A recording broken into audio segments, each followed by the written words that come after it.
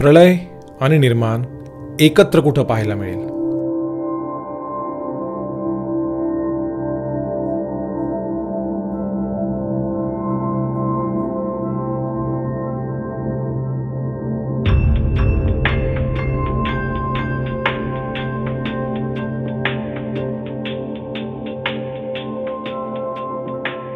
प्रश्न पुन्हा एकदा विचारतो, प्रलय आणि निर्माण एकत्र कुठं पाहायला मिळेल? तर ते एकाच ठिकाणी पाहायला मिळतं, ते म्हणजे शिक्षकाचे हात. या व्हिडिओमध्ये मी सुरुवातीलाच एक गोष्ट सांगतो, एका शिक्षकाची गोष्ट. एका शिक्षकानं जर मनात आणलं तर तो काय निर्माण करू शकतो आणि अज्ञानावरती कसा प्रलय आणू शकतो त्याची गोष्ट. एक शिक्षक जो केम्ब्रिज युनिव्हर्सिटी इंग्लंडमध्ये शिकवायचा, एवढा हुशार की कमी वयातच PhD मिळवली. केम्ब्रिज सोडल्यानंतर डायरेक्ट चीफ डिझायनर म्हणून ब्रॉडकॉम सारख्या एकमेवद्वितीय कंपनीमध्ये तो नोकरीला गेला आणि चीफ डिझाईन करणाऱ्यांची, ज्याला पंढरी म्हटलं जातं, त्या इंटेल या कंपनीमध्ये रिसर्चर म्हणून जॉईन झाला. ज्यांनी स्वतःची कम्प्युटरची 3D गेम्स तयार करणाऱ्या कंपनीची स्थापना केली. गोष्ट त्या शिक्षकाची आणि त्याने तयार केलेल्या त्याच्या निर्मितीची. त्या शिक्षकाला एक गोष्ट जाणवली, ती म्हणजे 1980 साली जेव्हा फर्स्ट इयर स्टुडंट्स इंजिनिअरिंगला ॲडमिशन घ्यायचे, तेव्हा त्यांना system programming, operating system, assembly, hardware hacking हे कॉलेजमध्ये ॲडमिशन घेण्याच्या आधीपासून येत असायचं. पण 2000 सालापर्यंत स्टुडंटच्या कपॅसिटीमध्ये एवढा भयंकर फरक त्यांना जाणवला की आत्ताच्या फर्स्ट इयरच्या स्टुडंट्सना जास्तीत जास्त HTML, स्टाईल शीट्स किंवा डोक्यावरून पाणी म्हणजे PHP एवढंच येतं, आणि ते सुद्धा क्लासमधल्या हाताच्या बोटावर मोजता येईल एवढ्याच लोकांना. पुढे त्यांना जेव्हा ब्रॉडकॉम आणि इंटेल जॉईन करावी लागली, तेव्हा सुद्धा त्यांना हीच गोष्ट जाणवली की जी मुलं इंटरव्ह्यूला येत आहे त्यांचे हार्डवेअर रिलेटेड नॉलेज खूपच कमी आहे. त्यांनी विचार केला की असं का होतंय, नेमकं काय चुकतंय? शिक्षक, मुलं की सिलेबस? नेमकं कोण चुकते? आणि त्यांना जाणवलं की अख्खी कम्प्युटरची इंडस्ट्रीच इथं चुकते आहे. स्वतः कम्प्युटरच आणि त्याचं हार्डवेअरच त्यांना नॉलेज मिळवण्यापासून रोखतं आहे.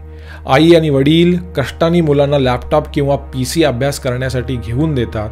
त्यांची हजारोंचा कम्प्युटर घेण्याची खरं तर ऐपत नसते, तरी पण ते घेतात. आणि त्या घेतलेल्या शायनी ॲपल कम्प्युटरनी तुम्ही तुमच्या घरातली पाण्याची मोटर कंट्रोल करू शकता का? EMIवरती घेतलेल्या आयफोनचा वापर तुम्ही तुमच्या रोबोटचा ब्रेन म्हणून करू शकता का? किंवा सिंपल उदाहरण देतो, तुमच्या घरी तुम्ही Xbox घेतलाय, त्या Xboxवरती तुम्ही स्वतः तयार केलेली गेम इन्स्टॉल करून ती खेळू शकता का? उत्तर फार सिंपल आहे, नाही. यातलं काहीच तुम्ही करू शकत नाही, कारण जर आपण असं काही करायला गेलो तर ते हार्डवेअरची वॉरंटी ब्रेक होते. तो कम्प्युटर जर खराब झाला तर खराब झालेला कम्प्युटर रिपेअर करण्याची फायनान्शियल ताकद आपल्याकडे नसते. त्यामुळे ही जी नवीन जनरेशन नॉलेजमध्ये खूप मागे राहत चालली आहे. मग याच्यावर उपाय काय? तर या शिक्षकाने शोधला, तो म्हणजे एक असा कम्प्युटर बनवायचा ज्याची किंमत निग्लिजिबल असेल. ते कम्प्युटरच हॅकिंग करण्यासाठी म्हणजेच नॉलेज मिळवण्यासाठी बनवलेला असेल. हे सर्व करताना तो जर खराब जरी झाला तरी त्याच्या रिपेअरचा खर्च हा पुन्हा एकदा निग्लिजिबल असेल. त्या कम्प्युटरमध्ये सर्व फीचर्स असतील, पण साधा आपल्या 5 वोल्टच्या मोबाईलच्या चार्जरनी तो चालेल. 200 रुपयांचं मेमरी कार्ड ही त्याची हार्ड डिस्क असेल, ज्याला नेटवर्क पोर्ट असेल, इनबिल्ट वायफाय असेल, जो HDMI केबलनी तुम्ही तुमच्या 75 इंची TV पर्यंतला कनेक्ट करू शकाल. जगातली सर्वात महान ऑपरेटिंग सिस्टीम म्हणजेच लिनक्स त्याच्यावर रन होईल. आणि त्या कम्प्युटरची किंमत असेल मात्र 2700 रुपये. कहाणी त्या कम्प्युटरची ज्याचं नाव आहे रास्पबेरी पाय.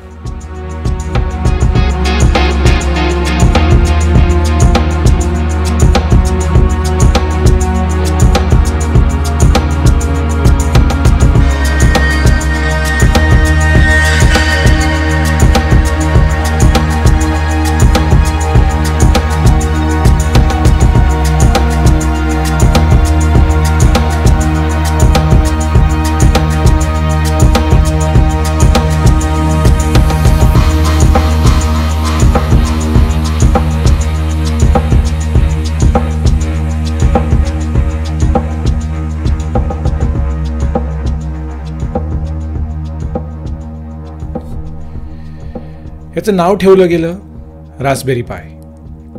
आता हे एवढं विचित्र नाव का ठेवलं गेलं तेही समजून घेणं महत्त्वाचं आहे. रास्पबेरी पाय नाव ठेवलं गेलं तर रास्पबेरी हे फ्रूटचं नाव आहे, एका फळाचं नाव आहे. आणि कम्प्युटर्समध्ये खूप मोठी प्रथा आहे कम्प्युटरच्या प्रोडक्ट्सचं नाव फळांवरून ठेवण्याचं. खूप मोठी प्रथा आहे. त्यातलं एकच नाव पुरेसं आहे आपल्याला ही प्रथा समजून घ्यायला, ते म्हणजे आपल्या सगळ्यांना माहिती आहे, ते म्हणजे ॲपल कम्प्युटर्स. तर तेच हेरिटेज पुढं कंटिन्यू करायचं म्हणून या डिव्हाइसचं, या कम्प्युटरचं नाव ठेवलं गेलं रास्पबेरी पाय. रास्पबेरी हे फळाचं नाव आहे. मग पाय काय आहे तर पाय स्टँड्स फॉर पायथन. कारण ज्यावेळी याच्यावरती काम सुरू होतं त्यावेळी जेव्हा त्यांनी हे डिझाईन करणं सुरू केलं त्यावेळी त्या लोकांच्या समोर एकच लँग्वेज होती जी याच्यावरती रन होईल असताना वाटत होतं किंवा ती लँग्वेज यासाठी परफेक्ट आहे असं वाटत होतं, ती म्हणजे पायथन. का तर पायथन हा खूप कमी पॉवर कन्झम्पशन आणि खूप कमी CPU सायकल्स खातो as compare to any other language. For example जावासारखी लँग्वेज ही खूप हेवी आहे, तर पायथन ही खूप लाईटवेट आहे, म्हणून डिसाईड केलं गेलं Python. That's how the Raspberry Pi name has been suggested or decided. पुढं जेव्हा हा प्रोडक्ट मार्केटमध्ये आलं तेव्हा ते एवढं मेगा हिट झालं की तुम्हाला पटणार नाही, महिन्याला या लोकांना 3 ते 4 लाख ऑर्डर्स मिळायच्या. हे एवढं एका शिक्षकांनी तयार केलेल्या ग्रुपमध्ये रास्पबेरी पाय फाउंडेशन आहे जी पूर्णपणे नो प्रॉफिट नो लॉसवरती चालते. पैसे मिळवणं ह्याच्यातून हा उद्देश नाही आहे, तर हा प्रोजेक्ट चालवणं हा उद्देश आहे. डोनेशनवरती ही संस्था पूर्णपणे चालते. तर अशा लोकांना, एका शिक्षकांच्या ग्रुपला एवढं मोठ्या हार्डवेअर 3 लाख महिना तयार करणारा मॅन्युफॅक्चरिंग युनिट उभारणं शक्य नव्हतं, म्हणून त्यांनी एका कंपनीशी टायअप केलं, ते म्हणजे इलेमेंट 14. त्याची वेबसाईट तुम्ही नेटवर जाऊन बघू शकता. त्यांचं स्वतःचं मॅन्युफॅक्चरिंग युनिट आहे. तर त्यांच्याशी टायअप करून त्यांनी हे डिव्हाइस मॅन्युफॅक्चर करायला सुरू केलं आणि महिन्याला 3 ते 4 लाख ऑर्डर्स त्यांना मिळायच्या. एवढं हे मेगा हिट झालं आणि हा रेशो अजूनही कंटिन्यू आहे. आणि असं म्हटलं जातं किंवा त्या लोकांचं इंटरनेटला असं स्टेटमेंट आहे, जेवढ्या ऑर्डर आणखी वाढतील तेवढी प्रोडक्शनची कॉस्ट अजून कमी करता येईल. आता जी प्राईस आहे ह्याची ₹2,700 रुपये. जर हीच डिमांड 3 ते 4 लाखापासून 10 लाखापर्यंत गेली महिन्याला तर याची प्रोडक्शन कॉस्ट हे नियर अबाउट 1,800पर्यंत कमी करू शकतील. विचार करा, 1,800. मॉलमध्ये गेल्यानंतर आपण 1,000 रुपये खर्च करतो एखाद्या मूवीसाठी पुण्यामध्ये, तर एका कम्प्युटर डिव्हाइसची किंमत 1,800. काय महान काम केलं या लोकांनी. तर हे म्हणजे रास्पबेरी पाय. आता आपण याचं आर्किटेक्चर बघू. एक्झॅक्टली हे कसं डिझाईन केलं गेलं आहे ते बघणं महत्त्वाचं. तर याचं आपण आर्किटेक्चर बघू. आता हा जो बोर्ड आहे या बोर्डवरती तुम्हाला सगळ्यात मेन, सगळ्यात महत्त्वाचं जे दिसतं ते म्हणजे ही चिप. हा त्याचा CPU आहे, हा त्याचा मायक्रो प्रोसेसर आहे. मी जे डिव्हाइस वापरतोय हे रास्पबेरी पाय व्हर्जन 2 आहे. आता मार्केटमध्ये जे आहे ते रास्पबेरी पाय व्हर्जन 3 आहे. हा रास्पबेरी पाय व्हर्जन 2 आहे आणि मोर प्रिसाइजली रास्पबेरी पाय व्हर्जन 2 मध्ये सुद्धा B मॉडेल आहे. तर ही जी चिप याच्यावरती वापरली गेली आहे ती आहे BCM2836. तर ह्या ब्रॉडकॉमचेच CPUs चिप्स या आपल्या मोबाईलमध्ये वापरल्या जातात. तर ती म्हणजे ब्रॉडकॉम. ह्याच्यावरती जी चिप वापरली जी पहिल्यांदा आली ब्रॉडकॉमवरती 2012 साली जेव्हा त्यांनी लॉन्च केला पहिल्यांदा, तेव्हा ह्याच्याची चिप होती BCM2835. नंतर BCM2836 आली आणि आत्ता जी चालू आहे ते BCM2837. खरे ह्याच्यामध्ये मार्वलस गोष्ट काय माहिती आहे, एवढ्याशा 2,800 रुपयेमध्ये तुम्हाला हा 64 बिट आर्किटेक्चरचा CPU देतात. ते 64 बिट आर्किटेक्चर. आणि ही जी चिप आहे ना ह्याची काय ब्युटी आहे माहिती आहे, ही जी चिप आहे ह्याला बोललं जातं SoC म्हणजे सिस्टीम ऑन चिप. म्हणजे हेच चिप हा तुमचा CPU आहे आणि हेच चिप तुमचा GPU सुद्धा आहे. म्हणजेच हीच चिप तुमचा सेंट्रल प्रोसेसिंग युनिट आहे आणि हीच चिप तुम्हाला ग्राफिक्स प्रोव्हाइड करायचं सुद्धा काम करणार. एवढा छोटा डिव्हाइस. आणि सगळ्यात मेन गोष्ट ह्याच्यावरती हिटसिंक नाही आहे. दिसतंय ना, म्हणजे हा एवढा कमी पॉवर कन्झम्पशन करतो की ह्याला हिटसिंकचीच गरज नाही आहे. हिटसिंकची गरज नाही. आणि हा मल्टीकोर सिस्टीम आहे. मल्टीकोर ह्याच्यावरती ह्याचा अर्थ असा होता ह्याच्यावरती 4 CPUs इनबिल्ड आहेत. या एका चिपमध्ये 4 CPU आहेत. याचा अर्थ असा होतो की तुम्ही एका वेळी 4 प्रोसेसेस, 4 थ्रेड किंवा 4 ॲप्लिकेशन्स एका वेळी या छोट्याशा डिव्हाइसमध्ये तुम्ही रन करू शकता. ही जी चिप आहे याला ARM प्रोसेसर आर्किटेक्चर असं म्हटलं जातं. हे रिस्क ऑपरेटिंग इन्स्ट्रक्शन सेटवरती हा चालतो. आपल्या सगळ्यांना माहिती आहे ARM प्रोसेसर काय असतो. रिस्क ARMमध्ये आणि नॉर्मल जे आपले इंटेलचे CPUज आहेत, AMDचे CPUज आहेत, त्याच्यामध्ये खूप फरक असतो. या दोघांचा इन्स्ट्रक्शन सेटसुद्धा कम्प्लिटली वेगळा असतो. तिकडं जो इन्स्ट्रक्शन सेट वापरला जातो तो पूर्ण वेगळा आहे. त्याला x86 इन्स्ट्रक्शन सेट असं म्हटलं जातं. तर इथं जो वापरला जातो आहे त्याला रिस्क इन्स्ट्रक्शन सेट असं म्हटलं जातं. तर ते झालं याची चिप. ती होती याची चिप. पुढं बघा, याच्यावर तुम्हाला आणखी काही अमेझिंग गोष्टी दिसतील. फॉर एक्झाम्पल बॅक साईडला जर गेलो आपण तर तुम्हाला दिसेल की याच्यावरती 4 USB पोर्ट त्यांनी दिलेले आहेत. 4 USB पोर्ट बाय डिफॉल्ट आणि एक नेटवर्क कार्ड आहे. आणि वरून तुम्ही जर आत्ता लेटेस्ट रास्पबेरी पाई व्हर्जन 3 जर घेतला तुम्ही तर तुमचा विश्वास नाही बसणार. त्याच्यावरती इनबिल्ट वायफाय दिले त्यांनी. 2800 रुपये, 2700 रुपयेमध्येच सांगतोय मी. इनबिल्ट वायफाय दिले त्याच्यामध्ये त्यांनी. तुम्ही डायरेक्टली वायफाय यूज करू शकता. तुमच्या नेटवर्क कार्डची पण गरज नाही तुम्हाला. इनबिल्ट. आता सध्या वायफाय जर मी यूज करतो, फॉर एक्झाम्पल हे 300 रुपयेचं वायफायचं डोंगल आहे. हे 300 रुपीज. या 300 रुपीच्या डोंगलला मी कनेक्ट करतो इकडे, माझं वायफाय चालू. इतकं भयंकर आणि पोर्टेबल गोष्ट आहे. तर पहिली बघितली आपण त्याचा CPU, नंतर बघितले आपण त्याचे पोर्ट्स जे अवेलेबल आहेत ते. त्याच्यानंतर तुम्ही जर या साईडला आलात तर तुम्हाला या ठिकाणी काय दिसतं, तर तुम्हाला या ठिकाणी जे दिसतंय ते आहे याचा HDMI पोर्ट. HDMIचा अर्थ काय? हाय डेफिनेशन मीडिया इंटरफेस. म्हणजे माझं जे ग्राफिक्स कार्ड आहे आता माझ्या सिस्टीमला, मोठी सिस्टीम ज्याच्यावरती मी जवळपास 3 लाख रुपये खर्च केले, 3 ते 4 लाख रुपये खर्च केले फक्त CPUवरती. तर त्याचं जे ग्राफिक्स कार्ड आहे ते ग्राफिक्स कार्ड त्याच्यामध्ये जे बसलेलं आहे ते 1,20,000चं आहे. ते आहे GeForce GTX 1080 Ti. ते ग्राफिक्स कार्डसुद्धा 60 FPS म्हणजे 60 फ्रेम्स पर सेकंद एका वेळी एवढं आउटपुट देऊ शकतं माझ्या मॉनिटरला. 60 फ्रेम्स पर सेकंद. तुम्हाला माहिती आहे 2800 रुपयेचं डिव्हाइस HDMI वापरून हा 30 FPS 30 फ्रेम्स पर सेकंद हे आउटपुट तुमच्या मॉनिटरला हा देऊ शकतो. आणि HDMI आहे, तुमच्या घरी मॉनिटरचीच गरज नाही आहे. TV जरी असला तुमचा, साधासुद्धा नाही, 75 इंच TV जरी असला तरी हा त्या ठिकाणी आउटपुट देऊ शकतो. बाय डिफॉल्ट याला USB आहे. ब्ल्यूटूथ डोंगल विकत घ्या, 400-500 रुपयेचं ब्ल्यूटूथ डोंगल लावा, वायरलेस कीबोर्ड माऊस घ्या, वायफाय कनेक्ट करा. या अशा डोंगलनी तुमचा घरच्या घरी कम्प्युटर तयार. ह्या खिशात घेऊन कुठेही फिरू शकता. हेच तर एम होतं मेन बनवण्याचं ह्याच्या पाठीमागं. आणि आता साईडला तुम्हाला दिसेल हे जे आहे ती ऑडिओ आहे. ह्याचा ऑडिओ कनेक्शनसाठी या ठिकाणी तुम्हाला 2 स्लॉट्स दिसतील. हे काय कामाचे आहेत ते मी योग्य वेळी सांगेन. आपल्या प्रोजेक्ट्स करताना हे 2 आपल्याला कामाला पडेल. फॉर एक्झाम्पल आपल्याला जर ह्याला कॅमेरा लावायचा असेल, आपण ह्याला कॅमेरा लावू शकतो.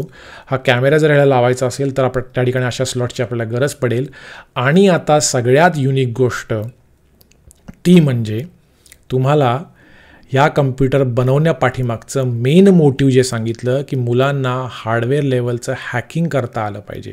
हॅकिंग करणं म्हणजे एक्सप्लोरेशन करणं. हॅकिंग करणं म्हणजे कोणाचा जाऊन पासवर्ड चोरणं नाही, त्याला हॅकिंग म्हणत नाहीत. हॅकिंग म्हणजे नॉलेज मिळवणं, एक्सप्लोर करणं. जी गोष्ट आपल्यापासून लपवून ठेवण्यात आलेली आहे ती गोष्ट पाहणं, त्याला म्हणायचं हॅकिंग. काहीतरी नवीन इन्व्हेंट करणं त्याला म्हणायचं हॅकिंग. तर ते साठी या ठिकाणी काही पिन्स दिलेत.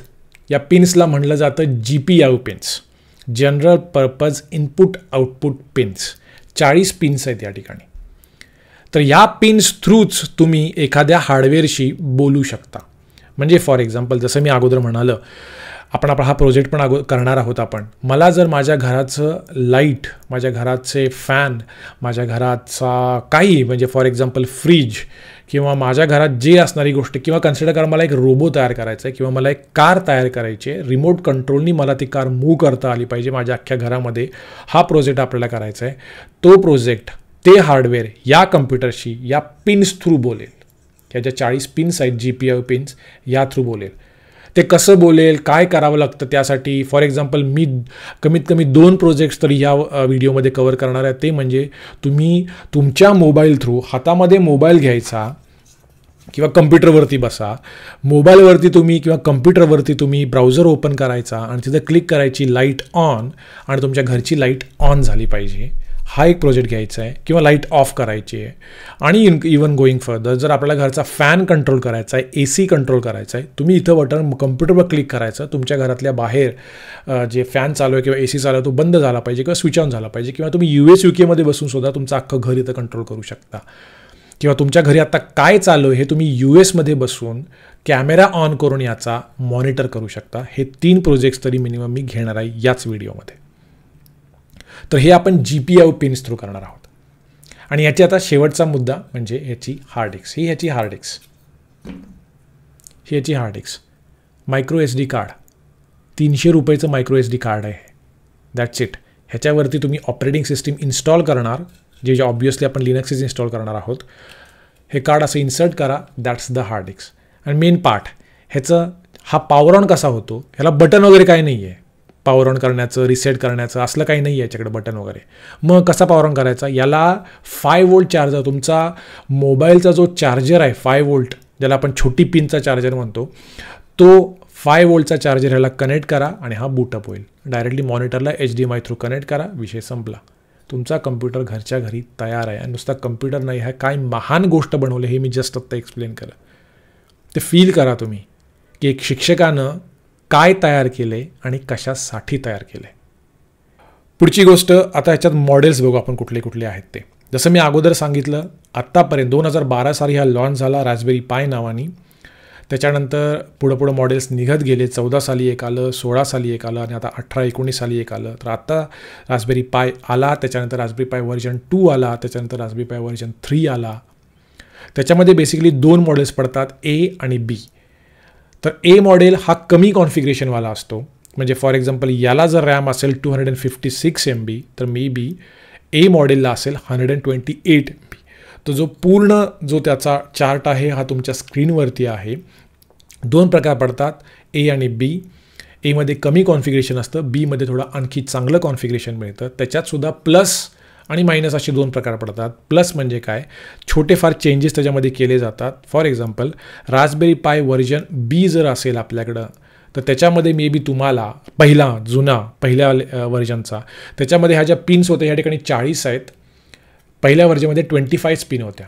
मग त्याला तेव्हा ज्यांनी 40ला अपग्रेड केलं तेव्हा त्याला नाव दिलं रास्पबेरी पाय व्हर्जन B, पण B+. तर पूर्ण चार्ट तुमच्या स्क्रीनवरती आहे. हा त्याचे मॉडेल्स आहेत. लेटेस्ट वापरा ऑब्वियसली. हा जो माझा आहे हा रास्पबेरी पाय व्हर्जन 2 आहे, B+. म्हणजे A+ अजूनही स्वस्त असेल. त्यांच्याकडे अजून एक हार्डवेअर आहे, ते म्हणजे रास्पबेरी पाय 0 नावानी. तर 0 म्हणजे काय, सगळ्यात मिनिमल. त्याला हे असे पोर्ट्स वगैरे एवढे मोठे नाही आहेत, खूप छोटा आहे तो डेडिकेटेड गोष्टींसाठीच बनवला गेला आहे. तो आपला कॉन्टेक्स्ट नाही आहे सध्या. आपला कॉन्टेक्स्ट आहे की ह्याच्यावरती प्रोग्रॅमिंग करून तुम्ही हॅकिंग कसं करू शकता आणि प्रोजेक्ट्स कसं करू शकता, हे आपला मेन मोटिव्ह आहे. तर आपण याच्यावरती कॉन्सन्ट्रेट करणार आहोत. हे हार्डवेअर ॲमेझॉनवरती सुद्धा अराउंड त्याच सेम प्राईजला मिळतं. Going next. नाव ह्याच्यावरती ऑपरेटिंग सिस्टीम 8 लिनक्स डिस्ट्रीब्युशन्स, खूप चांगले Linux distribution by default supported आहेत. याच्याबरोबर 8 लिनक्स डिस्ट्रीब्युशन्स आणि एक विंडोज सपोर्टेड आहे. आपलं विंडोज 10 IoT नावाने, इंटरनेट ऑफ थिंग्स नावाने याच्यावरती चालवलं जातं. तर इंटरनेट ऑफ थिंग्स ह्याच्यामध्ये सुद्धा मुलांना खूप इंटरेस्ट असतो, खूप बज आहे त्याचा आजकाल. इंटरनेट ऑफ थिंग्स म्हणजे काय माहिती आहे, थोडक्यात सांगतो एकदम थोडक्यात. खूप काही कारण नाव इटसेल्फ इतकं मोठं आहे त्याचं, इंटरनेट ऑफ थिंग्स, की भीतीदायक नाव आहे. काहीतरी भयंकर काहीतरी गोष्ट होतात असं काहीतरी आपल्याला वाटतं. खूप भयंकर आपल्या कम्प्युटरचे स्किल्स असले पाहिजेत, खूप भयंकर प्रोग्रॅमिंग आपल्याला येत असलं पाहिजे, असं काहीतरी आपल्याला वाटायला लागतं, जे पूर्ण चुकीचं आहे. तर इंटरनेट ऑफ थिंग्स म्हणजे काय, असा एखादा स्मार्ट कम्प्युटर घेणं आणि याला तुमच्या हार्डवेअरचा, तुमच्या प्रोजेक्टमध्ये याला यूज करणं हे सिम्पल डेफिनेशन आहे इंटरनेट ऑफ थिंगची. म्हणजे इंटरनेट वापरून तुम्ही US बसून तुमच्या घरची जर फ्रीज, तुमच्या घरचा जर सेट टॉप बॉक्स, तुमच्या घरचा जर TV तुम्ही कंट्रोल केला किंवा रिमोटची कार तुम्ही US बसून इथं पुण्यामधली जर तुम्ही मूव्ह करू शकला तर that is called as internet of things. तेच तर आपल्याला शिकवायचं आहे, तेच तर आपल्या या व्हिडिओचा मेन मोटिव्ह आहे. तर हा व्हिडिओ इंटरनेट ऑफ थिंग्सचा सुद्धा आहे. तर रास्पबेरी पायवरती जर तुम्ही मास्टरी मिळवली तर you are good at internet of things. Keep that in mind. Next, जसं मी अगोदर सांगितलं, आपलं विंडोज 10 त्याचा IoT व्हर्जन याच्यावरती आहे, सपोर्टेड आहे. ऑब्व्हियसली विंडोज आहे, विकतच घ्यावं लागणार तुम्हाला, क्लोज सोर्स नाही आहे ते, क्लोज सोर्स आहे ते. तर विंडोज 10 आहे. तर ह्याची मेन हे बनवलं गेलं ते लिनक्ससाठी बनवलं गेलं. तर लिनक्समध्ये 8 डिस्ट्रीब्युशन्स आहेत. त्यातलं जे मेन आहे, जे बाय डिफॉल्ट आणि ऑफिशियली याच्यासाठी सपोर्टेड आहे, ते म्हणजे रास्पियन. त्याचं नाव आहे रास्पियन. रास्पियन हे डेबियन बेस्ड, डेबियन नावाची जी ऑपरेटिंग सिस्टीम आहे, डेबियन म्हणजे डेब्रा आणि इयान या दोघांच्या नावाने जी ऑपरेटिंग सिस्टीम बनवली गेली ती म्हणजे डेबियन लिनक्स. खूप महान ऑपरेटिंग सिस्टीम आहे. ह्या ऑपरेटिंग सिस्टीमनं जग बदललं आहे. म्हणजे आज जे लिनक्स आहे, आज जे काही लिनक्स आहे हे 3 पिलर्सवरती उभं आहे. एक डेबियन, दुसरं युबंटू आणि तिसरं रेड हॅट. तर ते म्हणजे डेबियन, की ज्या पिलर्स, ज्याच्या खांद्यांवरती आज लिनक्स अख्खं उभं आहे, ते ह्याच्यावरती बाय डिफॉल्ट सपोर्टेड आहे. तर त्याचं जे फोर्क केलं गेलेलं आहे, म्हणजे ते डेबियनचा ऑपरेटिंग सिस्टीमचा कोड डाउनलोड करून त्याच्यामध्ये चेंजेस करून एवढ्या छोट्याच्या हार्डवेअरला परफेक्टली डिझाईन केलेला. कारण तो जो कोड आहे तो x86साठी लिहिला गेला. ह्याच्यावरती कोड आपल्याला जो लागेल तो ARM आर्किटेक्चरचा लागेल. तर तो जो स्पिन करून नवीन बनवला गेला कोड, त्याला रास्पियन असं नाव दिलं गेलं आणि ती by default supported operating system आहे. तुम्ही जर डेबियन किंवा चला युबंटू वापरली असेल, कारण युबंटू जे आहे ते डेबियन बेस्ड आहे. म्हणजे तुम्हाला युबंटू येत असेल किंवा तुम्ही वापरला असेल तर तुम्हाला ह्याच्यावरची जी ऑपरेटिंग सिस्टीम आहे रास्पियन पाय सेमच आहे. Commands, interface, everything is as it is. Raspbian Pi तीच मी रिकमेंड करेन. तीच या लोकांनी का चूज केली, का तर याचा युजर बेस, डेबियनचा जो युजर बेस आहे तो महान आहे. यांचं ओपन सोर्ससाठी या लोकांनी आपलं आयुष्य डेडिकेट केलं आहे. त्यामुळे ह्या लोकांनी रास्पियन पाय चूज केली. ही पहिली ऑपरेटिंग सिस्टीम, तीच आपण यूज करणार आहोत आणि आपण बघणार आहोत की इन्स्टॉल आपण कसं करू शकतो. हा पहिला मुद्दा. दुसरी ऑपरेटिंग सिस्टीम ती म्हणजे पायडोरा. पायडोरा म्हणजे काय तर फेडोरा. फेडोरा ही माझी सगळ्यात फेवरेट ऑपरेटिंग सिस्टीम आहे. तर त्याचं जे x86 व्हर्जनचं स्पिन करून जे ARM आर्किटेक्चरवरती याच्यावरती चालेल अशी जी ऑपरेटिंग सिस्टीम बनवली गेली त्याला नाव दिलं गेलं पायडोरा. ती म्हणजे फेडोरा याच्यावरती येते. खूप सुंदर ऑपरेटिंग सिस्टीम आहे, वापरून बघा. इन्स्टॉलेशन्स या सगळ्या ऑपरेटिंग सिस्टीमचे सारखेच आहेत जे आपण बघणार आहोत. तिसरी आहे युबंटू कोर. स्वतः युबंटू याच्यावरती येतं. अजून काय पाहिजे?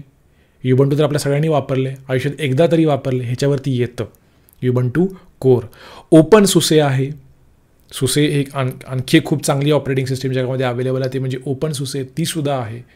नंतर आहे रिस्क OS नावानी एक ऑपरेटिंग सिस्टीम जगामध्ये अवेलेबल आहे, तीसुद्धा आपण या ठिकाणी वापरू शकतो, रिस्क OS नावानी. दुसरी आहे ती म्हणजे फेडबेरी, एक ऑपरेटिंग सिस्टीम आहे फेडबेरी, तर तीसुद्धा आपण वापरू शकतो. हे फेडोराचं स्पिन आहे. नंतर ह्याच्यावरती एक ऑपरेटिंग चालते ती म्हणजे आर्क लिनक्स. अरे म्हणजे काय अमेझिंग ऑपरेटिंग सिस्टीम आहे आर्क लिनक्स. त्या ऑपरेटिंग सिस्टीमसारखी ऑपरेटिंग सिस्टीम जगात नाही दुसरी, ती म्हणजे arc Linux. Amazing operating system आहे. या आर्क लिनक्सवरती माझी स्वतःची इच्छा आहे की कमीत कमी मी 2 ते 3 व्हिडिओज बनवावेत, अशी माझी स्वतःची इच्छा आहे आणि ते मी बनवणार आहे. इतकं महान आहे ते arc Linux. One of the favourite operating system ते याच्यावरती आहे. आणि शेवटचं आपल्या सर्वांची स्टुडंट लेवलला आवडती ऑपरेटिंग सिस्टीम म्हणजे काली लिनक्स याच्यावरती येतं. ह्याच्यावरती तुम्ही काली लिनक्स हॅकिंग तुम्ही जे करता ना, पासवर्ड क्रॅकिंग वगैरे, ते सगळं तुम्ही ह्याच्यावरती काली लिनक्स इन्स्टॉल करू शकता. Just imagine. काय अमेझिंग लोक आहेत. एवढं सगळं नॉलेज पडलं आहे पण आपण घ्यायला ते तयार नाही आहे. तर दॅट्स काली लिनक्स. तर एवढ्या सगळ्या ऑपरेटिंग सिस्टीम ह्याच्यावरती अवेलेबल आहेत. आपण जी यूज करणार आहोत ती रास्पियन पाय यूज करणार आहोत. तर आता आपल्याला सर्वात पहिल्यांदा ऑपरेटिंग सिस्टीम इन्स्टॉल करायचे. त्यासाठी आपल्याला सगळ्यात पहिला ती डाउनलोड केली पाहिजे आणि आपल्या स्क्रीनवरती आपण आता ती ऑपरेटिंग सिस्टीम डाउनलोड करून इन्स्टॉल करायचा चॅप्टर सुरू करू.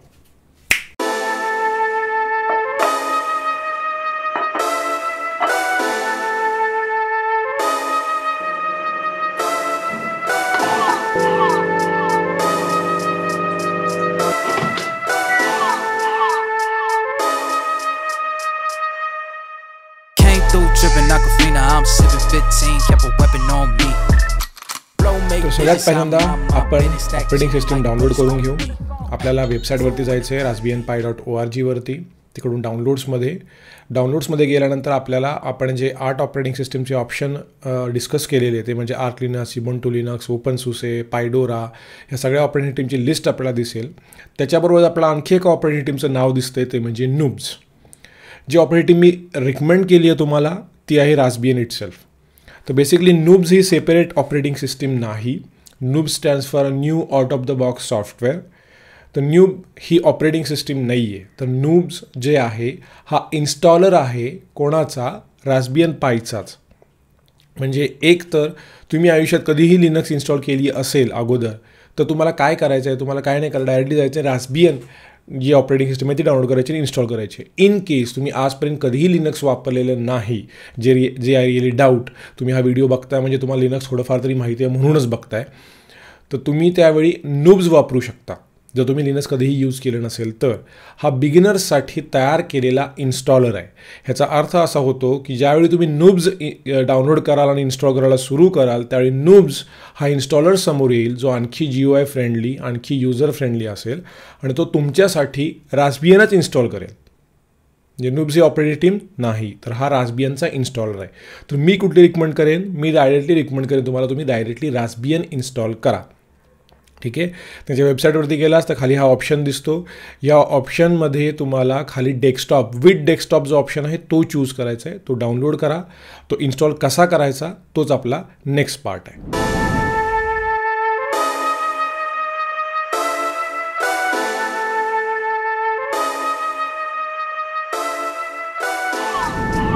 तर आपण आता .img फाईल, रास्बियन ह्या ऑपरेटिंग सिस्टमची .img फाईल आपण त्यांच्या वेबसाईटवरून डाउनलोड करून घेतली आहे लॅपटॉपमध्ये. आता आपल्याला काय करायचं आहे? आपल्याला ती पर्टिक्युलर इमेज बर्न करायची आहे. कशावरती? तर आपल्या कार्डवरती. जे कार्ड आपण रास्पबेरी पायमध्ये इन्सर्ट करणार आहोत ते कार्ड आपण आपल्या लॅपटॉपमध्ये इन्सर्ट केलं आहे. आणि आता आपल्याला जी कमांड फायर करायची आहे ती म्हणजे DD. ओके. DDचा लॉंग फॉर्म होतो डिस्क डंप. डिस्क डंप हा ॲक्च्युली त्याचा खरा लॉंग फॉर्म. पण मला जर पर्सनली विचारलं तर ही जी कमांड आहे ही खूप युनिक कमांड आहे. मी या कमांडला नाव देईन डेंजरस. म्हणजे 2 वेळा डेंजरस. इतकी जबरदस्त कमांड आहे ही DD. कशी काम करते बघा. माझ्याकडे ही एक हार्ड डिस्क आहे सध्या. ही एक हार्ड डिस्क आहे माझ्याकडं आणि या हार्ड डिस्कमधला डेटा मला या हार्ड डिस्कमध्ये पेस्ट करायचा आहे. म्हणजे हे कॉपी आणि इकडे पेस्ट मला हे करायचं आहे. तर काय करणार मी? पहिल्यांदा ही हार्ड डिस्क कनेक्ट करणार माझ्या सिस्टीमला, जे कुठली आहे ती. त्या सिस्टीमला कनेक्ट केल्यानंतर ही दुसरी हार्ड डिस्क पण कनेक्ट करणार. हे एक माझं सोर्स झाला, हा माझा डेस्टिनेशन झाला आणि ह्याच्यातून मी कॉपी म्हणजे CP कमांड कॉपी या हार्ड डिस्कमधनं या हार्ड डिस्कमध्ये असं करणार. पण ह्याच्यात एक गोची आहे. गोची अशी आहे की ह्या हार्ड डिस्क, या डेस्टिनेशन हार्ड डिस्क जी आहे ती माझी फॉर्मॅट केलेली असली पाहिजे. बरोबर आहे ना? ह्याच्यावरती NTFS किंवा FAT32 अशी एखादी फाईल सिस्टीम असली पाहिजे तरच. आणि जेव्हा मी कॉपी करतो तेव्हा तो आपली पूर्णपणे जेव्हा कॉपी करतो हा डेटा कॉपी करतो. CP कमांड ही डेटा कॉपी करते. पण ही हार्ड डिस्क जर एकदम ब्रँड न्यू असेल, याच्यावरती फाईल सिस्टीम वगैरे काहीच नाही आहे, तेव्हा CP कमांड या ठिकाणी काहीच करू शकत नाही कारण ह्याच्यावरती फाईल सिस्टीम नाही आहे. त्यामुळे CP कमांड हे फक्त डेटा कॉपी करायचं काम करतं, ब्लॉक्स कॉपी करत नाही. उदाहरणार्थ आता जर मी DD कमांड वापरली, ही ब्रँड न्यू हार्ड डिस्क आणली आहे, जस्ट मार्केटमधून आणली आहे, आत्ताच अनबॉक्स केली आहे आणि सिस्टीमला कनेक्ट केली, याच्यावरती फाईल सिस्टीमसुद्धा नाही आहे. आता जर मी DD आणि इनपुट फाईल जर हे दिली आणि आउटपुट फाईल जर हे दिलं मी, तर या हार्ड डिस्कवरती जे काही असेल ते सगळं या हार्ड डिस्कमध्ये जातं. याचा अर्थ काय झाला माहिती आहे? याचा अर्थ असा झाला, या हार्ड डिस्कवरती NTFS फाईल सिस्टीम आहे, ते फाईल सिस्टीमसह सगळं ह्याच्यामध्ये कॉपी करतं. फाईल सिस्टीमसह म्हणजे 512 पहिला MBR असतो आपला मास्टर बूट रेकॉर्ड वगैरे, तो सुद्धा कॉपी केला जातो. पार्टिशन टेबलसुद्धा कॉपी केलं जातं. म्हणजे हा डेटा कॉपी करत बसत नाही, फाईलचे कंटेंट्स कॉपी करत बसत नाही, तर हा अख्खी हार्ड डिस्क ब्लॉक लेवलला जाऊन कॉपी करायचं काम करतो. ब्लॉक लेवलला जाऊन कॉपी करायचं काम करतो. That's the beauty of the DD command.